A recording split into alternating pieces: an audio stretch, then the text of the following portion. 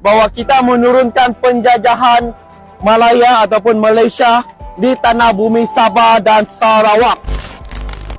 Di balik pesona alam dan kekayaan budaya yang dimiliki Sabah dan Sarawak, mulai terdengar suara-suara ketidakpuasan yang kian nyaring.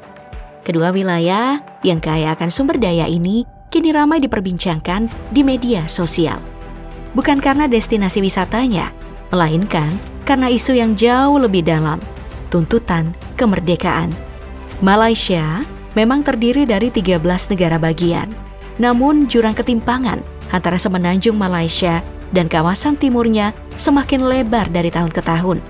Meski Sabah dan Sarawak berkontribusi besar terhadap perekonomian nasional, pembangunan di kedua wilayah ini justru tertinggal. Rasa kecewa inilah yang kemudian mendorong munculnya gerakan-gerakan yang menuntut otonomi lebih luas. Bahkan, sebagian kalangan mulai mendorong gagasan untuk lepas sepenuhnya dari Federasi Malaysia. Inilah latar belakang dari gelombang keinginan pemisahan yang mulai tumbuh dari tanah Sabah dan Sarawak. Isu pemisahan Sabah dan Sarawak dari Malaysia memanas sejak 16 September 2024, usai sebuah aksi simbolik di Melbourne, Australia, mengguncang hubungan antara Malaysia Barat dan Timur. Dalam video berdurasi lebih dari 5 menit, sekelompok orang menurunkan bendera nasional, jalur gemilang, dan menggantinya dengan bendera Sabah dan Sarawak. Aksi ini pun viral dan langsung memicu respon keras dari pemerintah. Kepolisian di Raja Malaysia atau PDRM membuka penyelidikan menggunakan Undang-Undang Penghasutan 1948 dan Undang-Undang Komunikasi dan Multimedia 1998. Namun, insiden ini bukan sekadar provokasi. Ia menjadi bagian dari gelombang yang semakin kuat, menuntut kemerdekaan bagi Sabah dan Sarawak. Ketimpangan pembangunan antara Malaysia Barat dan Timur sudah lama menjadi sumber kekecewaan. Meski kaya minyak dan gas serta menyumbang besar bagi ekonomi nasional, kondisi infrastruktur pendidikan dan layanan kesehatan di Sabah dan Sarawak masih tertinggal jauh. Sejak Federasi Malaysia terbentuk pada tahun 1963, kedua wilayah ini terus menghadapi ketidakadilan struktural. Perjanjian Malaysia pada tahun 1963 yang seharusnya menjamin hak khusus mereka kerap diabaikan atau dijalankan sangat lambat. Walau Perdana Menteri Anwar Ibrahim mengklaim telah memenuhi beberapa tuntutan dalam 2 tahun terakhir, banyak pihak di Malaysia Timur merasa perubahannya terlalu sedikit dan datang terlambat. Ketegangan antara Malaysia Barat dan Timur terus memburuk. Salah satu pemicunya adalah cara pemerintah federal menangani tuntutan Sabah dan Sarawak dalam kerangka MA 63. Meski 11 dari 29 tuntutan telah dipenuhi, sejumlah isu utama seperti hak atas landas kontinen, royalti minyak, dan pembagian kursi parlemen masih belum terselesaikan. Birokrasi yang rumit dan dominasi politik dari Kuala Lumpur membuat proses negosiasi berjalan lambat dan penuh hambatan. Jika kepentingan ini terus dibiarkan, masa depan Federasi Malaysia bisa semakin goyah. Di satu sisi, partai-partai di Sabah dan Sarawak berupaya memperkuat posisi dalam sistem federal. Tapi, di sisi lain, gerakan yang mendorong kemerdekaan juga makin mendapat dukungan. Insiden di Melbourne mungkin hanya permulaan, tanda bahwa suara rakyat Sabah dan Sarawak untuk menentukan nasib sendiri semakin nyaring dan sulit diabaikan. Sarawak dan Sabah, dua negara bagian di Malaysia Timur, memiliki karakteristik yang unik baik dari segi demografi, sumber daya alam, maupun dinamika sosial dan politik. Sarawak, dengan ibu kota di Kuching, berpenduduk sekitar 2,8 juta jiwa.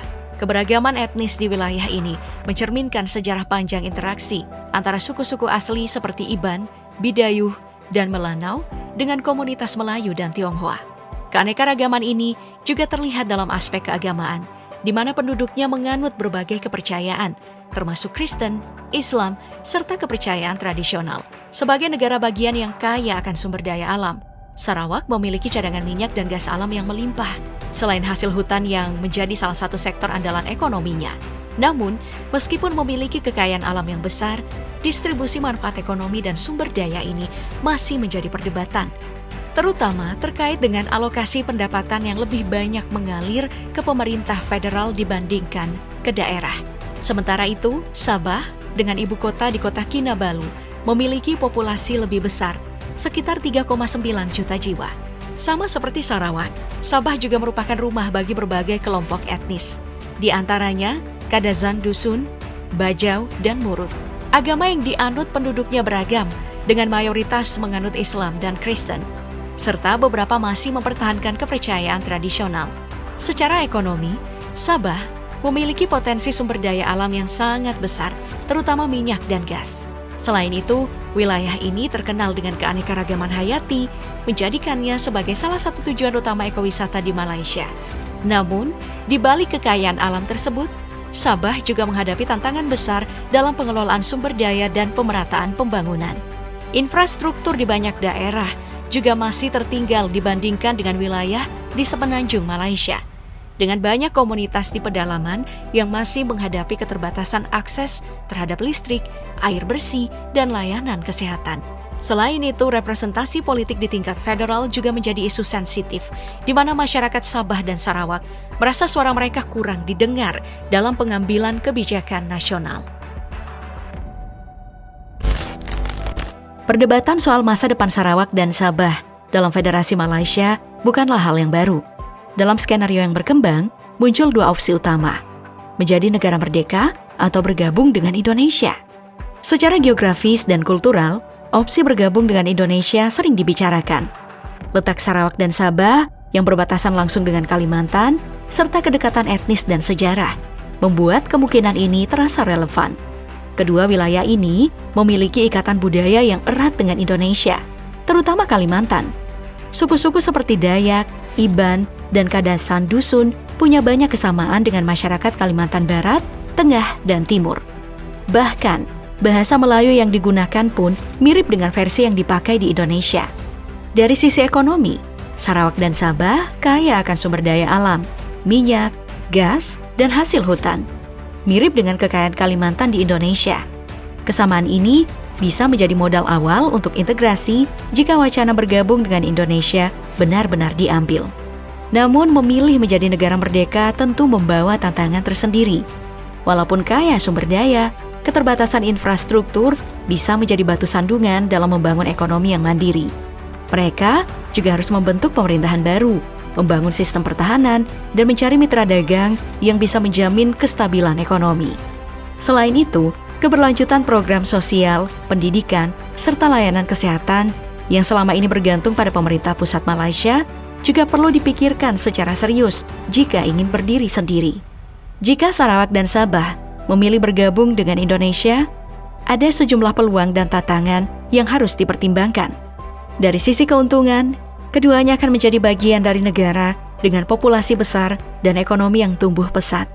Terlebih, saat ini pemerintah Indonesia tengah fokus membangun Kalimantan, terutama melalui proyek pemindahan ibu kota ke Nusantara. Situasi ini membuka peluang besar bagi Sarawak dan Sabah untuk ikut menikmati perhatian lebih dalam hal infrastruktur dan pengembangan ekonomi. Namun, tantangan utama adalah proses integrasi. Sistem hukum dan tata kelola di kedua wilayah ini cenderung mengikuti model Malaysia dan Inggris, sementara Indonesia memiliki sistemnya sendiri. Perbedaan ini tentu akan menjadi tantangan dalam harmonisasi hukum, politik, dan administrasi. Di sisi lain, Malaysia tentu tak akan tinggal diam. Sarawak dan Sabah punya peran vital dalam ekonomi nasional, terutama sebagai sumber utama cadangan minyak dan gas. Kehilangan dua wilayah ini akan memberi dampak besar terhadap stabilitas ekonomi Malaysia, sehingga pemerintah pusat kemungkinan besar akan menolak keras setiap langkah pemisahan. Pada akhirnya, baik opsi untuk merdeka maupun bergabung dengan Indonesia sama-sama memiliki peluang dan resiko. Apapun pilihannya, masa depan Sarawak dan Sabah sangat bergantung pada kehendak rakyatnya. Lalu dinamika politik kawasan, serta bagaimana negara-negara lainnya, termasuk Indonesia dan Malaysia, menanggapi perubahan yang mungkin terjadi.